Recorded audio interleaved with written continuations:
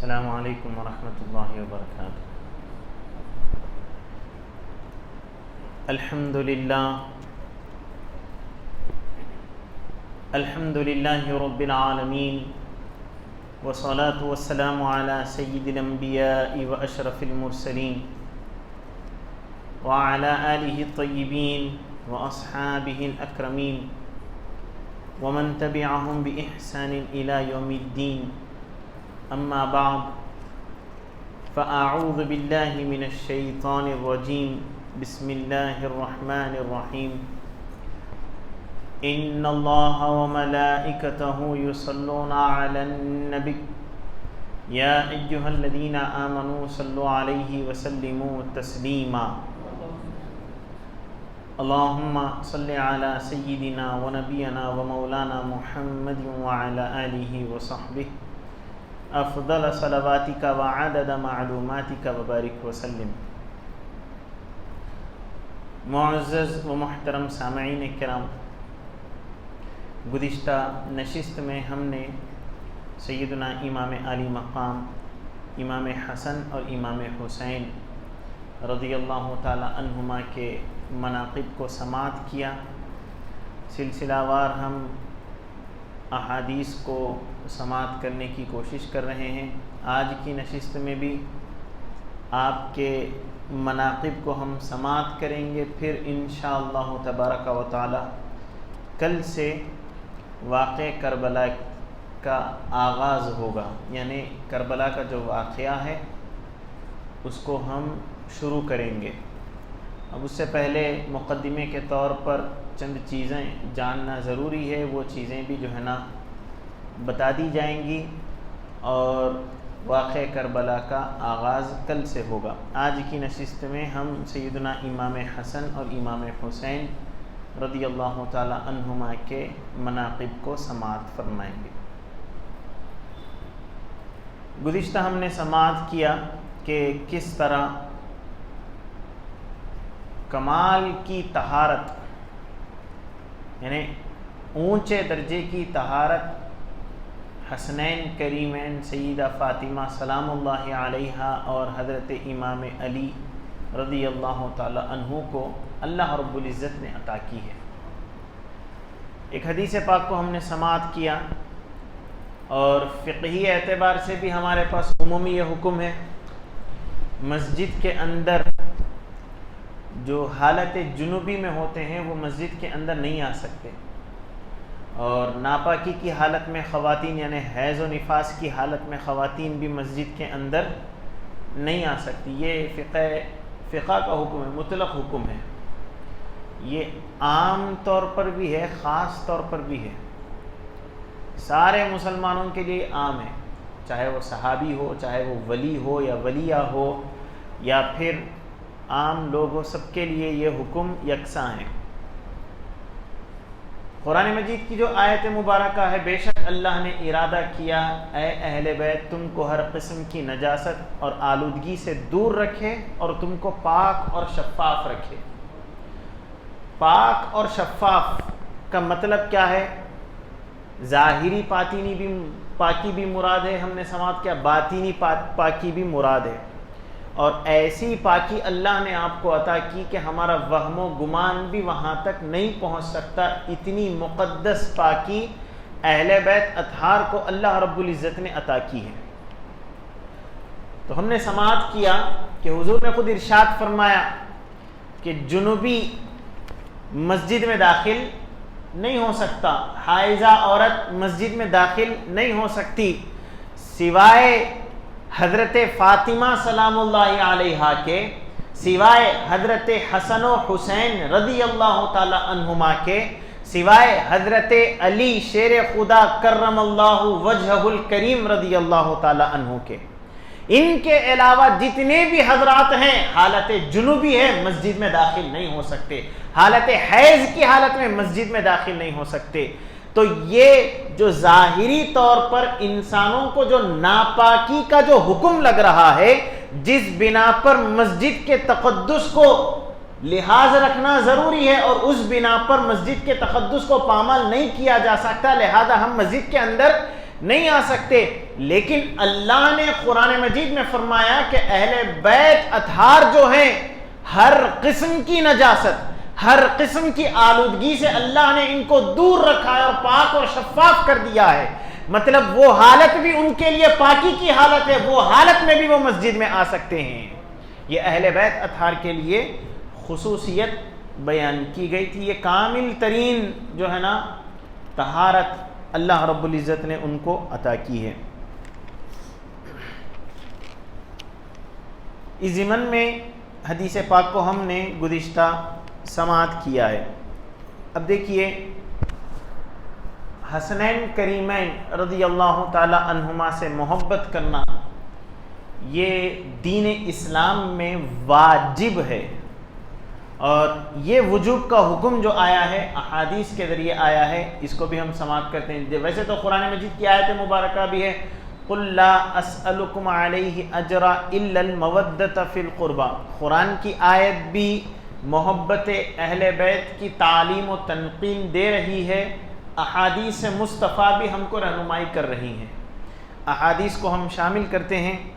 حضرت عبداللہ ابن مسعود رضی اللہ تعالی عنہما جلیل القدر صحابی رسول روایت کرتے ہیں کہ حضور نبی کریم صلی اللہ علیہ وسلم نے ارشاد فرمایا، جس نے مجھ سے محبت کی اس پر لازم ہے کہ وہ حضرت امام حسن اور امام حسین رضی اللہ تعالی عنہما سے محبت کرے۔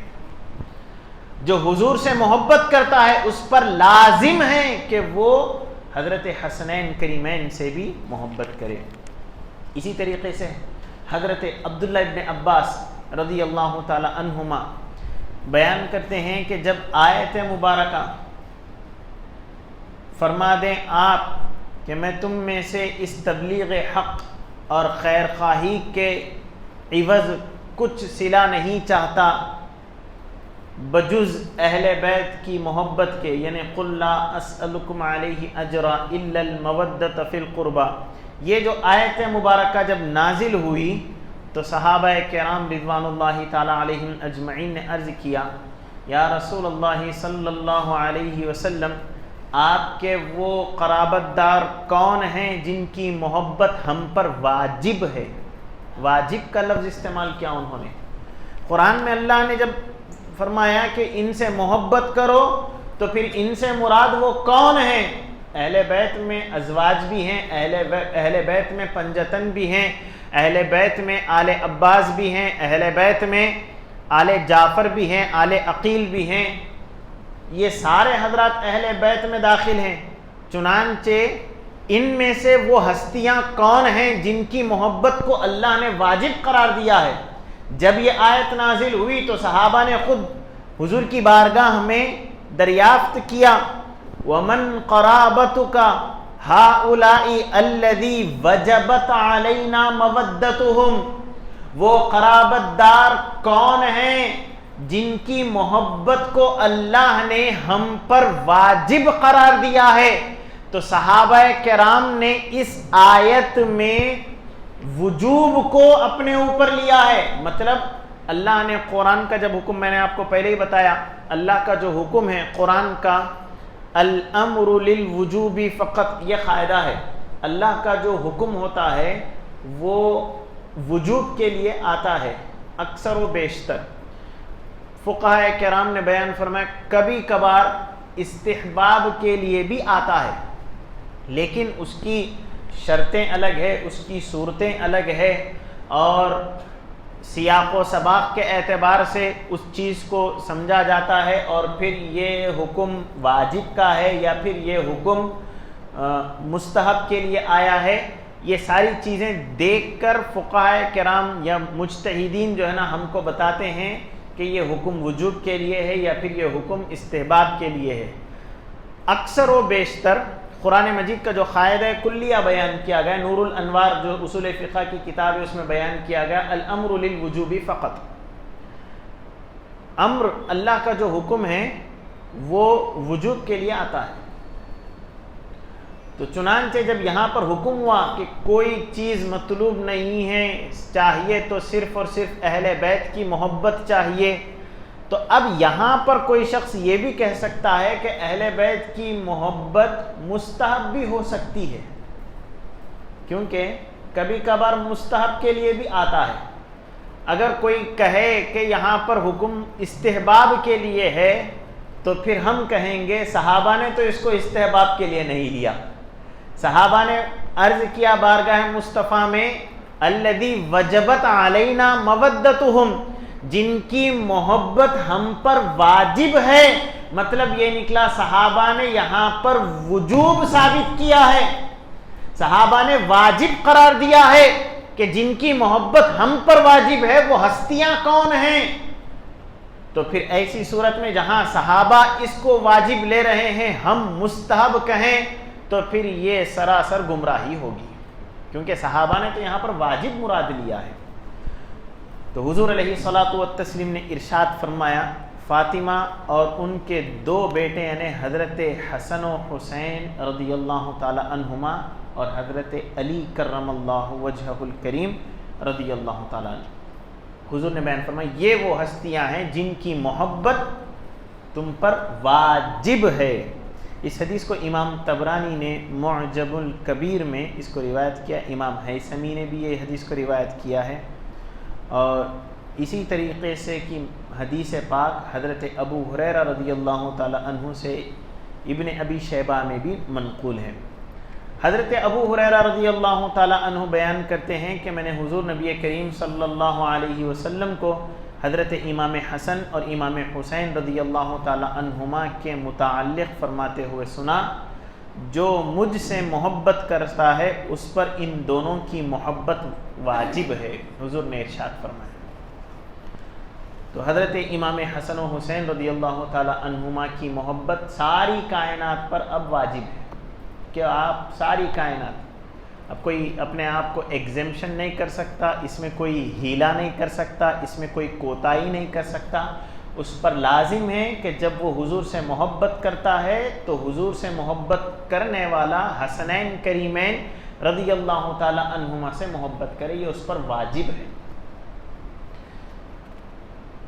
اب حضرت امام حسن و حسین رضی اللہ تعالی عنہما سے جو محبت کرتا ہے ان کی محبت در حقیقت حضور کی محبت ہے، ان سے محبت کرنا حضور سے محبت کرنا ہے، اور حضور سے محبت کرنا اللہ سے محبت کرنا ہے۔ اب اس ضمن میں احادیث کو ہم سماعت کرتے ہیں۔ حضرت ابو ہریرہ رضی اللہ تعالی عنہ سے مروی ہے کہ حضور نبی کریم صلی اللہ علیہ وسلم نے ارشاد فرمایا جس نے حسن و حسین رضی اللہ تعالی عنہما سے محبت کی اس نے در حقیقت مجھ سے محبت کی ہے۔ ان دونوں سے جس نے محبت کی گویا اس نے مجھ سے محبت کی ہے۔ ایک اور حدیث شامل کرتے ہیں، ابو حازم بیان کرتے ہیں کہ میں حضرت حسن رضی اللہ تعالی عنہ کی شہادت کے وقت حضرت امام حسین رضی اللہ تعالی عنہ کے پاس تھا۔ وہ سعید بن العاص رضی اللہ تعالی عنہ کو گردن سے پکڑ کر آگے کرتے ہوئے کہہ رہے تھے کہ نماز جنازہ پڑھانے کے لیے آگے بڑھو، اگر سنت مصطفیٰ نہ ہوتی تو میں آپ کو آگے نہ کرتا۔ اور سعید ان دنوں مدینہ کے امیر تھے، مدینہ منورہ کے وہ امیر تھے۔ جب سب نے نماز جنازہ ادا کر لی تو حضرت ابو ہریرہ رضی اللہ تعالی عنہ کھڑے ہوئے، انہوں نے فرمایا تم کس دل سے اپنے نبی کے صاحبزادے کو زمین میں دفنا کر ان پر مٹی ڈالو گے؟ اور ساتھ انہوں نے غم میں ڈوب کر یہ بھی کہا کہ میں نے حضور نبی کریم صلی اللہ علیہ وسلم کو فرماتے ہوئے سنا ہے کہ جس نے ان سے محبت کی اس نے در حقیقت مجھ سے محبت کی ہے۔ تو یہ حسنین کریمین رضی اللہ تعالی عنہما سے محبت کرنا گویا حضور سے محبت کرنا ہے۔ اب جس نے ان دونوں سے محبت کی اس نے اللہ سے محبت کی۔ اب اس ضمن میں بھی احادیث کو ہم شامل کرتے ہیں۔ حضرت سلمان فارسی رضی اللہ تعالی عنہ بیان کرتے ہیں کہ میں نے حضور نبی کریم صلی اللہ علیہ وسلم کو فرماتے ہوئے سنا، جس نے حسن و حسین رضی اللہ تعالی عنہما سے محبت کی اس نے مجھ سے محبت کی، اور جس نے مجھ سے محبت کی اس نے اللہ سے محبت کی، اور جس نے اللہ سے محبت کی اس نے اسے جنت میں داخل کر دیا۔ اس حدیث کو امام حاکم رحمۃ اللہ علیہ نے المستدرک میں روایت کیا ہے۔ اسی طریقے سے حضرت سلمان فارسی رضی اللہ تعالی عنہ سے ہی مروی روایت ہے، بیان کرتے ہیں کہ حضور نبی کریم صلی اللہ علیہ وسلم نے حضرت امام حسن و حسین رضی اللہ تعالی عنہما کے لیے فرمایا، جس نے ان سے محبت کی اس نے مجھ سے محبت کی، اور جس سے میں محبت کروں اس سے اللہ محبت کرتا ہے، اور جس کو اللہ محبوب رکھتا ہے اسے نعمتوں والی جنتوں میں داخل کرتا ہے۔ اب دیکھیے یہاں پر ایک لفظ آیا ہے من احببتہ احبہ اللہ، یہ لفظ آیا ہے۔ تو علماء کرام نے تشریح فرمائی ہے، اس کی تھوڑی سی وضاحت میں آپ کے سامنے رکھ دیتا ہوں۔ سیکوینس تو اس طرح ہے، ترتیب تو اس طرح ہے، جس نے حضرت امام حسن و حسین رضی اللہ تعالی عنہما سے محبت کی اس نے حضور سے محبت کی، اور جس نے حضور سے محبت کی اس نے اللہ سے محبت کی۔ یہ سیکوینس اس طرح بنتا ہے، لیکن جب یہاں پر محبت الہی کی بات آئی تو صیغہ پلٹ دیا گیا، صیغہ تبدیل کر دیا گیا۔ اب اس طرح ترجمہ ہوا کہ اگر ہم ترتیب سے دیکھیں، حضرت حسن و حسین رضی اللہ تعالی عنہما سے جس نے محبت کی گویا اس نے مجھ سے محبت کی، حضور نے فرمایا، یعنی ان کی محبت حضور کی محبت ہوئی، اور جس نے حضور سے محبت کی اس نے اللہ سے محبت کی، اللہ نے ان سے محبت کی ہے۔ صیغہ پلٹ دیا گیا، احبہ اللہ، اس سے اللہ نے محبت کی ہے، اللہ نے اس کو محبوب بنا لیا ہے۔ یہ معنی خصوصیت ہے یہاں پر بیان کیے گئے۔ تو امام علی مقام امام حسن و حسین رضی اللہ تعالی عنہما کی جو محبت ہے وہ معمولی محبت نہیں ہے، ان سے محبت کریں تو ہم اللہ کے محبوب ہو جاتے ہیں۔ اب آگے احادیث بیان کیے گئے ہیں، جو ان دونوں حضرات سے محبت کرتا ہے حضور نے فرمایا قیامت کے دن وہ میرے ساتھ ہوگا۔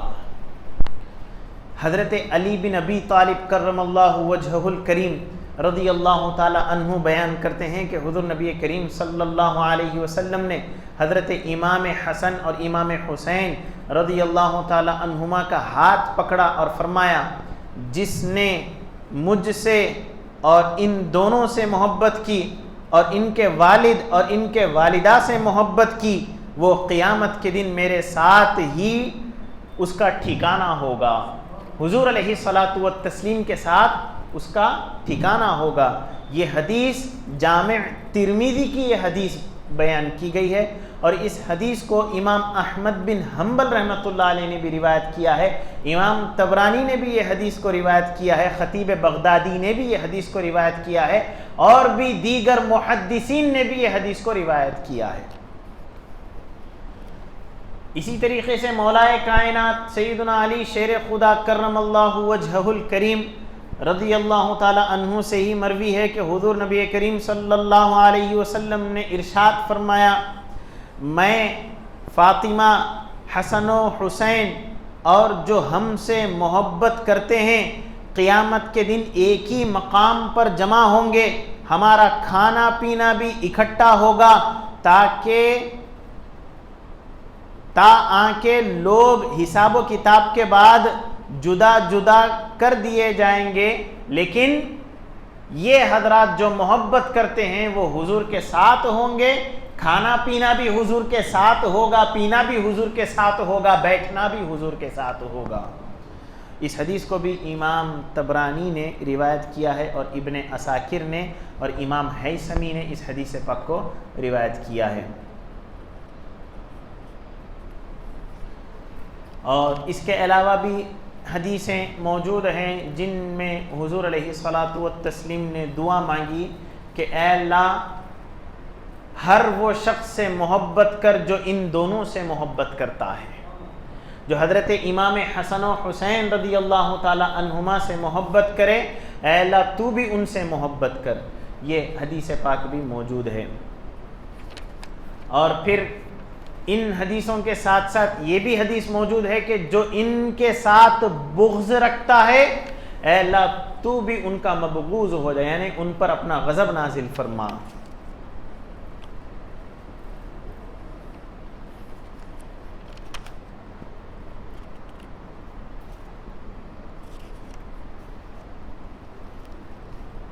اب آخر باب میں ہم حضرت امام علی مقام امام حسن و حسین رضی اللہ تعالی عنہما کے مناقب میں یہ حدیث پاک کو ہم شامل کرتے ہیں۔ گزشتہ ہم نے سیدہ کائنات سیدہ فاطمہ سلام اللہ علیہا کے مناقب جب سماعت کیے تو ہم نے یہ سماعت کیا تھا کہ حضور علیہ الصلاۃ والتسلیم حضرت فاطمہ سلام اللہ علیہا کے استقبال کے لیے کھڑے ہو جاتے تعظیم کرتے ہوئے، اور ان کے ہاتھ کا بوسہ لیتے اور ان کو اپنے مقام پر بٹھا دیتے۔ اور حضور جب آپ کے یہاں تشریف لے جاتے، حضرت فاطمہ سلام اللہ علیہا کا معمول بھی ایسا ہی ہوتا، آپ حضور کے استقبال کے لیے آپ بھی کھڑی ہو جاتی اور حضور علیہ الصلاۃ والتسلیم کے دست مبارک کا آپ بھی بوسہ لیتی اور اپنے مقام پر بٹھاتی جہاں پر آپ بیٹھتے۔ یہ تعظیم حضور نے کسی کی تعظیم کی ہے تو ہم نے دیکھا ہے کہ وہ سیدہ کائنات سیدہ فاطمہ سلام اللہ علیہا کی ہیں۔ اور اس طرح ایک اور روایت بھی ہے، صحابہ کرام رضوان اللہ تعالی علیہم اجمعین جب کبھی بارگاہ مصطفیٰ میں کچھ عرض کرتے، کوئی مسئلہ دریافت کرتے، تو پھر صحابہ کا یہ معمول ہوتا، صحابہ کرام یہ کہتے فدا کا ابی و امی یا رسول اللہ، میرے والدین آپ پر قربان ہو یا رسول اللہ، میری حاجت یہ ہے، میرا مسئلہ یہ ہے، فلاں فلاں حاجت میری ہے، میں فلاں فلاں آیت کے بارے میں پوچھنا چاہتا ہوں، یا جو بھی صحابہ کرام کا معروضہ ہوتا وہ بارگاہ مصطفیٰ میں اس طریقے سے پیش کرتے۔ سب سے پہلے کہتے ادب کا تقاضا ہے، ادب کے اعتبار سے وہ سارے حضرات کہتے، نہ صرف زبان سے کہہ رہے ہیں بلکہ دل میں یہ عقیدہ بھی ان کے جمع ہوا ہے کہ حضور کی خاطر ساری مال و دولت کو بھی لٹا رہے ہیں، حضور کی خاطر اپنے والدین کو بھی قربان، ساری چیزوں کو قربان، اپنی آل و اولاد اہل و عیال سب کچھ حضور کی خاطر لٹانے کے لیے تیار ہیں۔ ایسی مقدس ہستیاں ہیں جو صرف زبان سے دعویٰ نہیں بلکہ جذبہ بھی رکھتے ہیں حضور کی خاطر ساری چیزوں کو لٹانے کا۔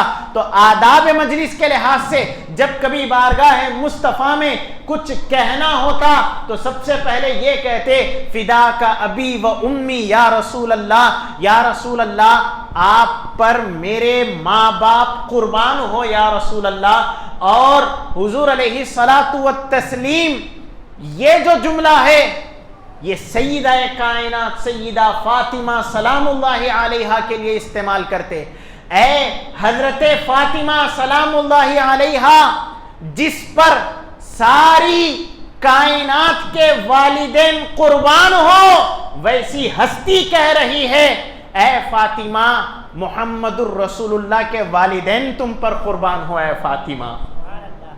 یہ حضرت فاطمہ سلام اللہ علیہا کے مناقب میں یہ بات داخل ہے کہ حضور ان کو یہ کہتے اے فاطمہ تم پر میرے والدین قربان ہو۔ نہ صرف حضرت فاطمہ سلام اللہ علیہا کے لیے یہ الفاظ استعمال ہوئے ہیں بلکہ حضرت امام حسن و حسین رضی اللہ تعالی عنہما کے حق میں بھی حضور نے فرمایا ہے کہ اے امام حسن، اے امام حسین، تم پر محمد الرسول اللہ کے والدین قربان ہو۔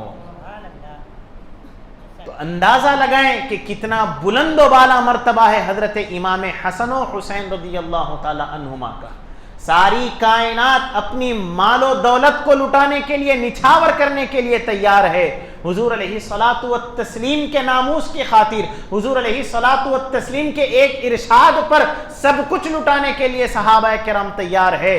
صحابہ کہتے ہیں بارگاہ مصطفیٰ میں، بلکہ ساری کائنات، ساری دنیا، ساری کائنات یہ کہتی ہے فدا کا ابی و امی یا رسول اللہ، یا رسول اللہ آپ پر ہمارے والدین قربان ہو، صد مرتبہ قربان ہو، بارہا قربان ہو، یہ آپ کا مقام و مرتبہ ہے۔ اور حضور نے فرمایا، ایسے مقام و مرتبے والے رسول نے ارشاد فرمایا، اے فاطمہ تم پر میرے والدین قربان ہو، اے امام حسن، اے امام حسین تم پر محمد الرسول اللہ کے والدین قربان ہو، حضور نے ارشاد فرمایا ہے۔ اب یہ احادیث کو ہم سماعت کرتے ہیں۔ حضرت سلمان فارسی رضی اللہ تعالی عنہ یہ حدیث کے راوی ہیں، ارشاد فرماتے ہیں کہ ہم حضور نبی کریم صلی اللہ علیہ وسلم کے پاس حاضر خدمت تھے۔ ام ایمن آپ صلی اللہ علیہ وسلم کی خدمت میں آئی اور عرض کیا، حسن و حسین رضی اللہ تعالی عنہما گم ہو گئے ہیں۔ راوی کہتے ہیں کہ دن خوب نکلا ہوا تھا، یعنی دن کا ایک حصہ گزر گیا تھا، شام کا وقت قریب تھا۔ آپ صلی اللہ علیہ وسلم نے ارشاد فرمایا، چلو میرے بیٹوں کو تلاش کرو۔ اب صحابہ کرام سارے صحابہ تلاش کرنے کے لیے نکل گئے۔ حضرت امام حسن اور امام حسین رضی اللہ تعالی عنہما گم ہو گئے ہیں۔ ہر کوئی اپنا اپنا راستہ اختیار کر لیا، کوئی اس گلی میں تلاش کر رہا ہے تو کوئی اس گلی میں، تو کوئی اس گلی میں، اس طرح سارے صحابہ کرام منتشر ہو گئے حسنین کریمین رضوان اللہ تعالی علیہم اجمعین کو ڈھونڈنے کے لیے، سارے منتشر ہو گئے، حتیٰ کہ نبی کریم صلی اللہ علیہ وسلم نے حضرت امام حسن و حسین رضی اللہ تعالی عنہما کو ایک پہاڑ کے نزدیک پایا۔ دونوں آپس میں ایک دوسرے کے ساتھ چمٹے ہوئے ہیں، گھبرائے ہوئے ہیں، ایک دوسرے کو چمٹے ہوئے ہیں، اور حضور نے دیکھا ان کے سامنے ایک بہت بڑا اژدہا ہے، ان کے سامنے ایک بہت بڑا اژدہا ہے۔ حدیث کے الفاظ ہے، اس اژدہے کے منہ سے آگ کے شعلے بھڑک رہے تھے اور وہ اپنے دم پر ہے۔ اژدہا بھی ایسا ہے، وہ اپنے دم پر ہے۔ حضور علیہ الصلاۃ والتسلیم نے جیسے ہی دیکھا، آپ دوڑتے ہوئے ان کے قریب گئے۔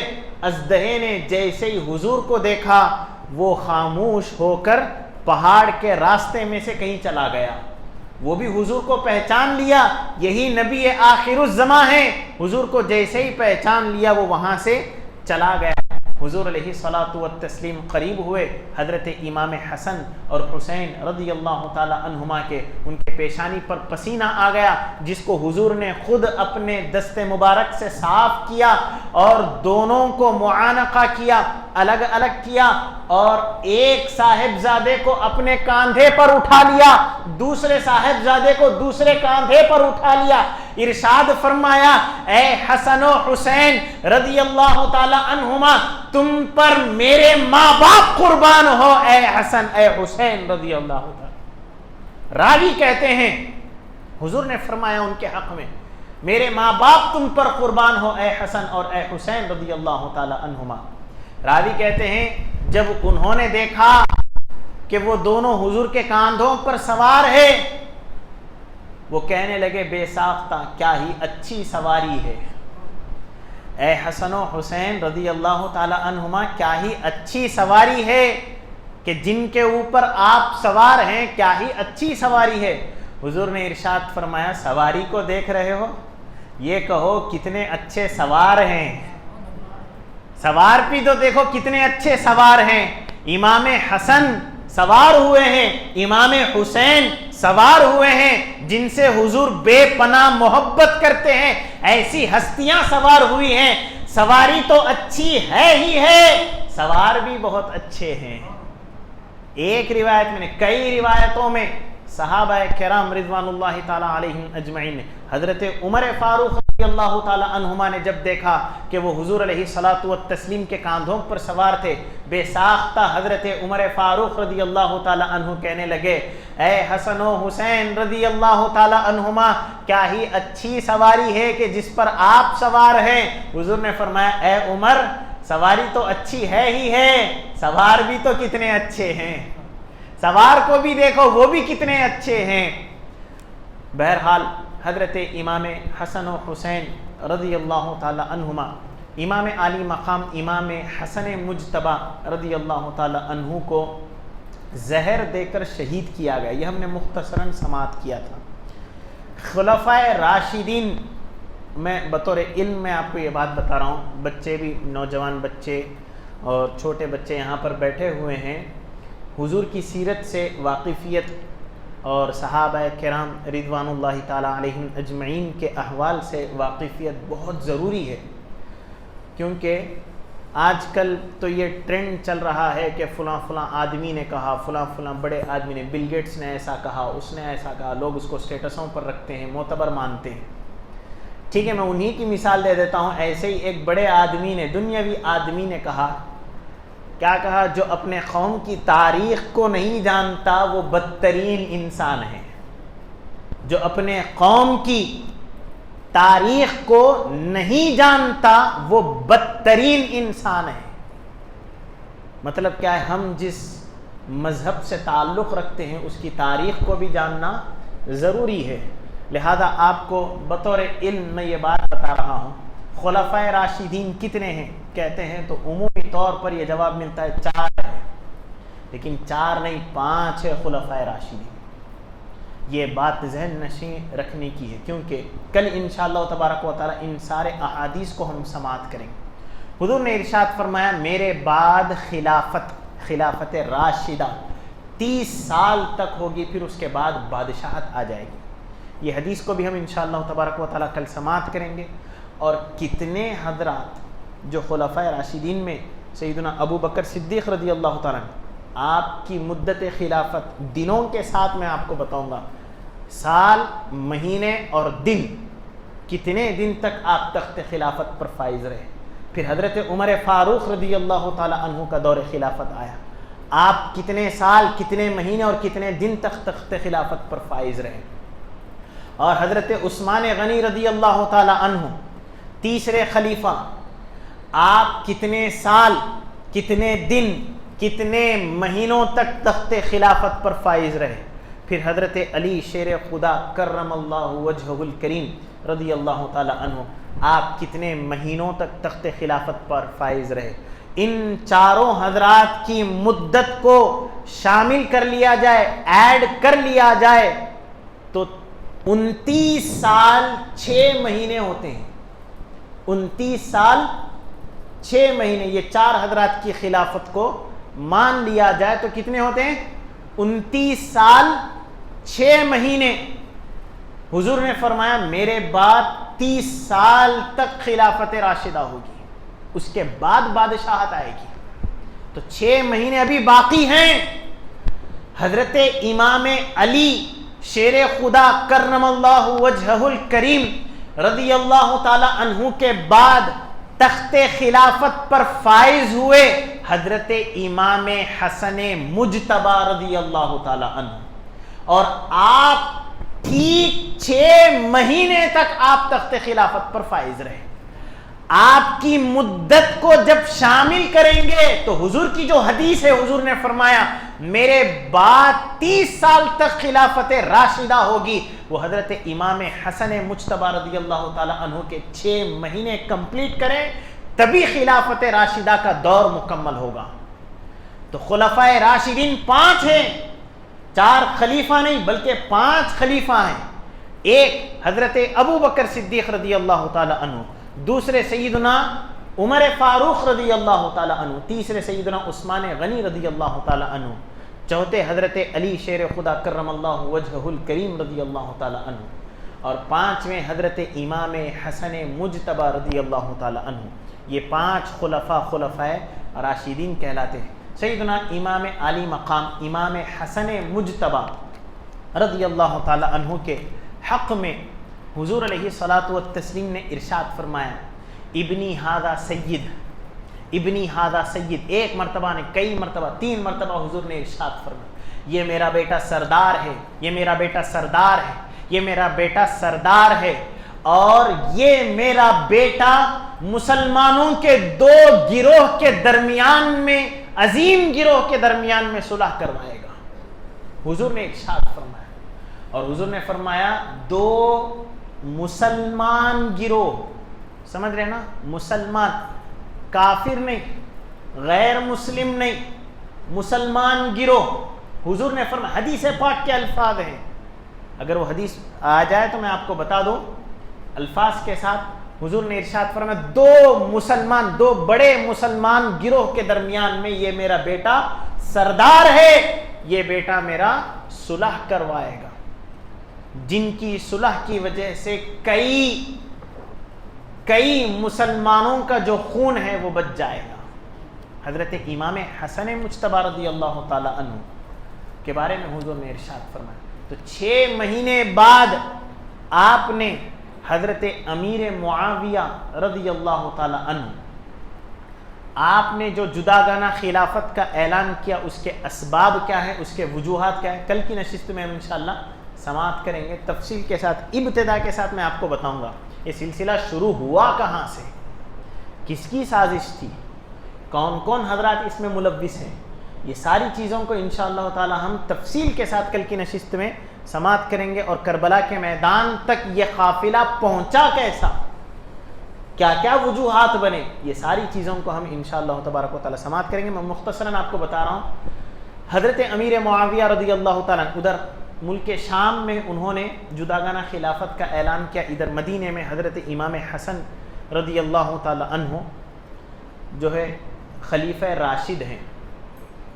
اور اس ضمن میں اہل سنت کا عقیدہ بھی میں آپ کو بتا دیتا ہوں، خلیفہ راشد، خلیفہ برحق حضرت علی شیر خدا کرم اللہ وجہہ الکریم رضی اللہ تعالیٰ عنہ، اور آپ کے بعد حضرت امام حسن رضی اللہ تعالیٰ عنہ۔ آپ نے جو جداگانہ خلافت کا اعلان کیا، وہ اس میں شریعت کا حکم کیا بیان کیا گیا، ہم کو کیا حکم ہے، یہ ساری چیزوں کو کل کی نشست میں ہم انشاءاللہ تبارک و تعالی سماعت کریں گے۔ مختصراً آپ کو ذہن نشین، یعنی ذہن کو تازہ کرنے کے لیے مقدمے کے طور پر یہ ساری چیزوں کو بتا رہا ہوں۔ 6 مہینے کے بعد حضرت امام حسن رضی اللہ تعالی عنہ نے اپنا ہاتھ حضرت امیر معاویہ رضی اللہ تعالی عنہ کے ہاتھ میں دے کر آپ نے بیعت کی، اور فرمایا کہ تخت خلافت کی جتنی بھی ذمہ داری ہے اب آپ سنبھالیں۔ آپ نے اپنی خلافت سے استعفیٰ دیا اور حضرت امیر معاویہ رضی اللہ تعالی عنہ کو خلیفہ آپ نے تسلیم کیا۔ اب یہاں پر علماء کرام ارشاد فرماتے ہیں کہ وہ خلافت نہیں تھی، وہ کیا تھی، وہ بادشاہت تھی، کیونکہ حضور نے فرمایا میرے بعد خلافت 30 سال تک ہوگی، اور 30 سال کا پیریڈ وہ حضرت امام حسن رضی اللہ تعالی عنہ تک ختم ہو گیا۔ اب حضور نے فرمایا ثم تکون ملوکا، پھر اس کے بعد بادشاہت آ جائے گی۔ تو بادشاہت کے فرائض کو کس نے انجام دیا؟ حضرت امیر معاویہ رضی اللہ تعالی عنہ نے انجام دیا۔ اب یہاں پر ایک بات ذہن نشین رکھ لے، حضرت امام حسن رضی اللہ تعالی عنہ نے اپنا ہاتھ ان کے ہاتھوں میں دیا، کیوں دیا؟ آپ اس قابل ہیں تبھی تو آپ نے دیا، آپ اہلیت رکھتے ہیں تبھی تو اپنا ہاتھ آپ نے ان کے ہاتھ میں دیا۔ صاحب شریعت یعنی شریعت پر عمل کرنے والے ہیں، شریعت کو نافذ کرنے والے ہیں، ان کی جو خلافت ہے آپ نے جو جداگانہ اعلان کی تھی۔ اچھا اور ایک بات، حضرت امیر معاویہ رضی اللہ تعالی عنہ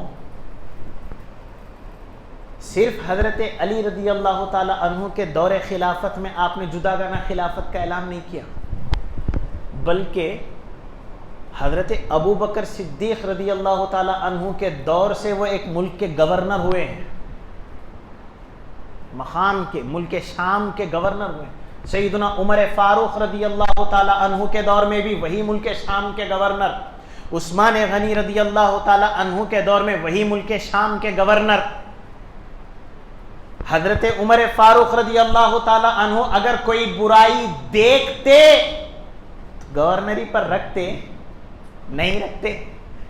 حضرت ابو بکر صدیق رضی اللہ تعالی عنہ اگر کوئی برائی دیکھتے تو ان کو فوراً معزول کر دیتے۔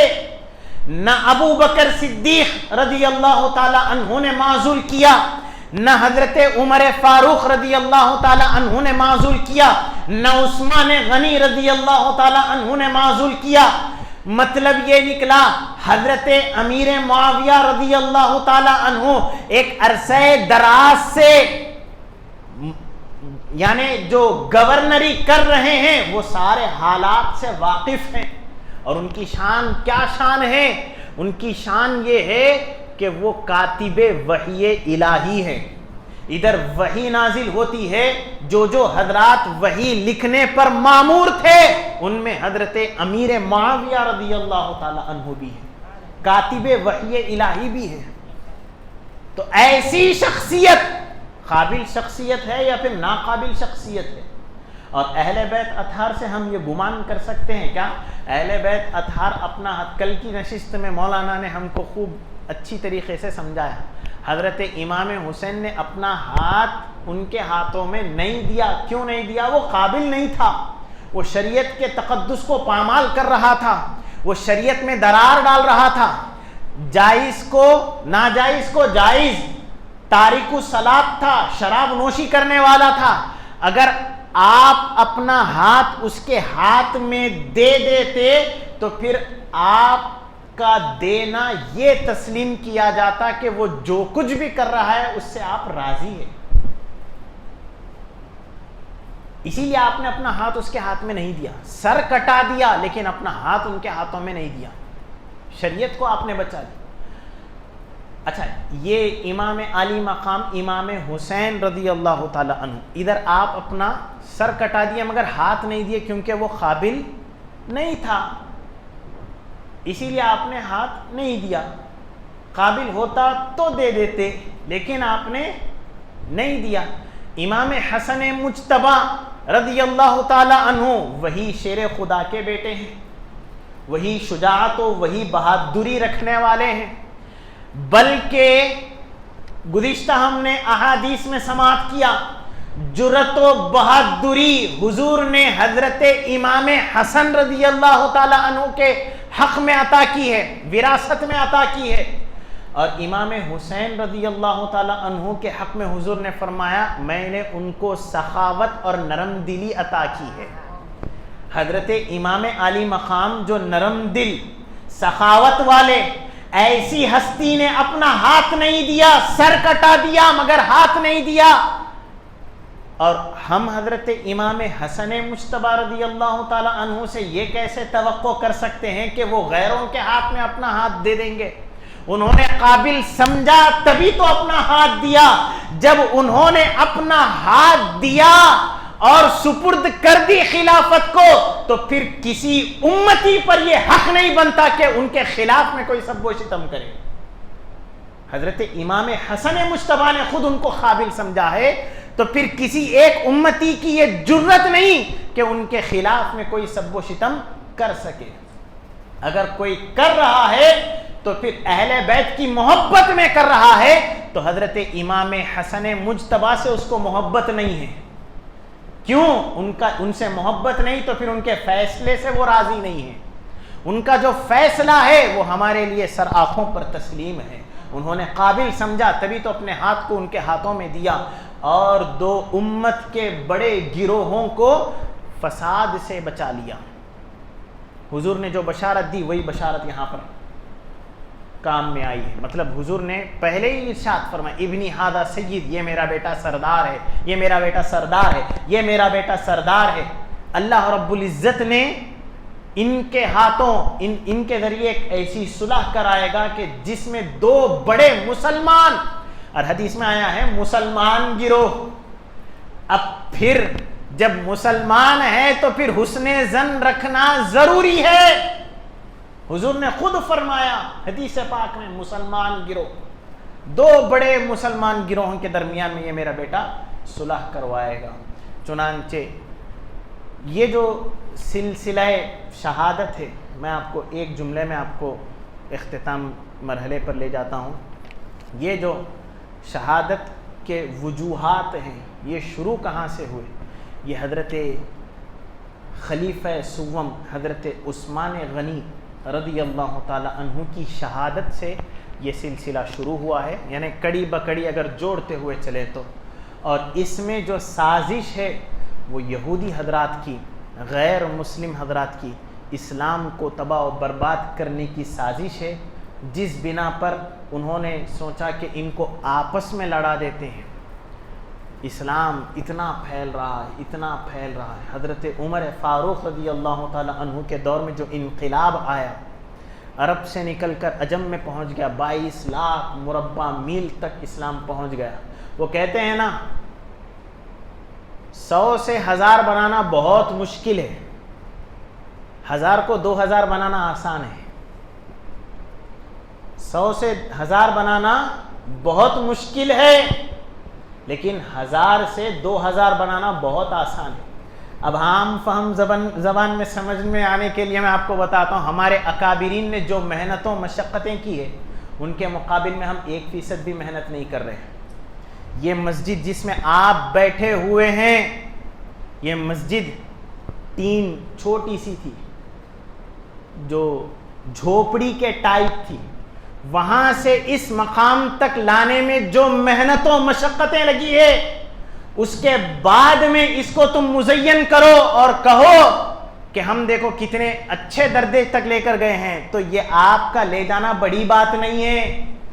وہ جو چھوٹے سے بڑے مقام تک لائے ہیں وہ بہت بڑی بات ہے. وہ محنت کے مقابل میں یہ محنت کوئی حیثیت نہیں رکھتی ہے, وہ بہت بڑی محنت ہے.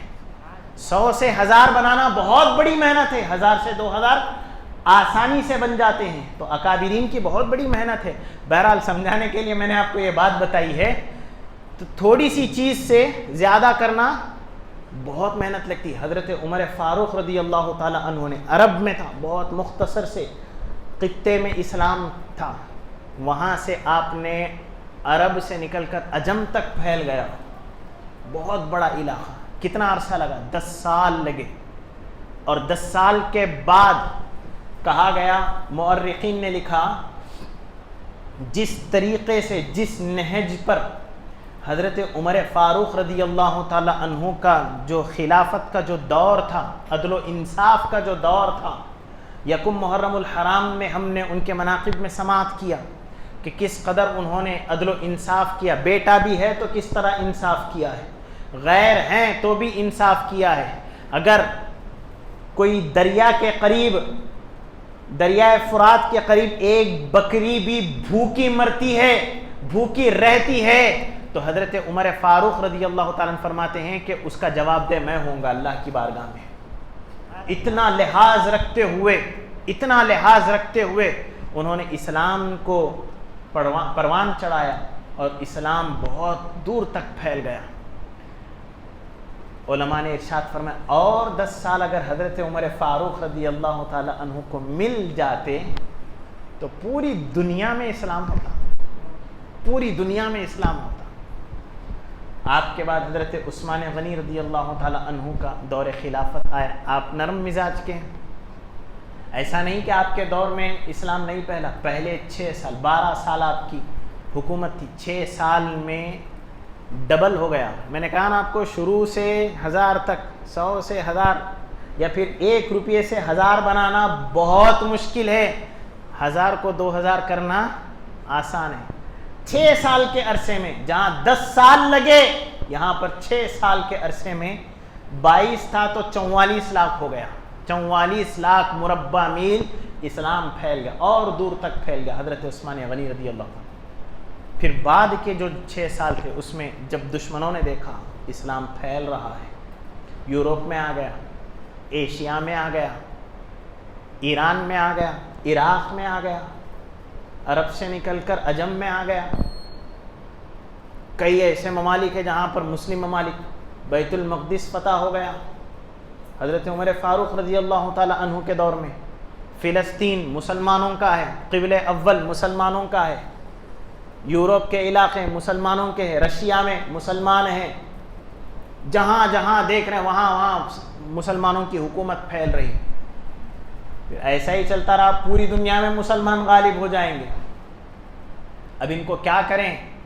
سب سے پہلے ان کے خلیفہ کے خلاف میں بھڑکائیں. جو خلیفہ ہے ان کے خلاف میں بغاوت شروع کی جائے، ان کو آپس میں لڑا دو، آپس میں لڑتے رہ جائیں گے، خود بخود یہ ختم ہو جائیں گے. اس طرح غیر مسلم حضرات، یہودی حضرات کی سازشیں ہوئی. باضابطہ ابن سبا نامی ایک شخص کو کھڑا کیا گیا جو کہ یہودی تھا، اس کو داخل کیا گیا. کہاں پر؟ مدینہ منورہ میں. جو علاقے جہاں پر خلیفہ رہتے ہیں وہ علاقے تو محفوظ تھے، دور دراز علاقے، باؤنڈریز جو ہوتے ہیں نا، وہاں پر خلیفہ کے خلاف میں بغاوتوں کو شروع کیا گیا. جو ابھی نئے نئے مسلمان ہوئے ہیں لوگ، کچے ذہنوں کے ہیں، ان کے ذہنوں سے ذہن سازی کی گئی ہے. ان کے درمیان میں یہ کہا گیا خلافت تو بنو ہاشم کا حق تھا، یہ بنو امیہ میں یہ خلیفہ کیسے آ گئے؟ اس طریقے سے سازشیں رچی گئی. حضرت عثمان غنی رضی اللہ تعالیٰ بنو امیہ سے تعلق رکھتے تھے، اور بنو ہاشم حضور علیہ الصلوۃ والتسلیم کا خاندان بنو ہاشم خاندان ہے. خلافت تو بنو ہاشم میں ہونی چاہیے تھی، یہ بنو امیہ میں کہاں سے آ گئی؟ اس طرح کہتے ہوئے بغاوتیں جنم لی، خلیفہ کے خلاف کر دیا گیا، حتیٰ کہ حضرت عثمان غنی رضی اللہ تعالی عنہ کے شہادت کا واقعہ پیش آیا. اب وہاں سے حالات تبدیل ہوئے، اور کیا ہوا انشاءاللہ تبارک و تعالی کل کی نشست میں سماعت کریں گے. وصلی اللہ تعالی علی خیر خلقہ سیدنا محمد وعلی آلہ وصحبہ اجمعین والحمد للہ رب العالمین.